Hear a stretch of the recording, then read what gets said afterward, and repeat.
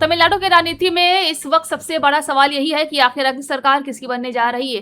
चुनावी माहौल गर्म है, दावे बड़े बड़े किए जा रहे हैं, लेकिन राजनीतिक गलियारों में जो चर्चा सबसे ज्यादा तेज है वो ये है कि इस बार ना तो विजय थलापति की टीवी के अपने दम पर सरकार बना पाएगी, ना ही पारंपरिक दिग्गज दल डीएमके और एआईएडीएमके आसानी से सत्ता एक बार पहुंच पाएंगे। राज्य की राजनीति इस बार पूरी तरह से त्रिकोणीय और बेहद दिलचस्प होती नजर आ रही है, जहां फिल्मी दुनिया ने जबरदस्त पकड़ बनाई हुई है। उनके रैलियों में उमड़ रही भीड़ ने तमिलनाडु की राजनीति में नई हलचल जरूर पैदा कर दी है, लेकिन सवाल यह है कि क्या भीड़ वोटों में बदल पाएगी। राजनीति विशेषज्ञों का मानना है कि टीवी के फिलहाल किंगमेकर की भूमिका में ज्यादा मजबूत दिखाई दे रही है, न कि सीधी सत्ता हासिल करने की स्थिति में। दूसरी ओर डीएमके अपनी सरकार की योजनाओं और कल्याणकारी राजनीति के दम पर वापसी का दावा कर रही है, लेकिन सत्ता विरोधी लहर और भ्रष्टाचार के आरोप पार्टी के लिए बड़ी चुनौती बने हुए हैं। वहीं एआईएडीएमके भी लगातार जमीन पर मेहनत कर रही है, मगर नेतृत्व संकट और संगठनात्मक कमजोरी उसके रास्ते की सबसे बड़ी बाधा बन चुकी है। ऐसे में किसी भी पार्टी को स्पष्ट बहुमत मिलता फिलहाल नजर नहीं आ रहा है। राजनीतिक जानकारों का मानना है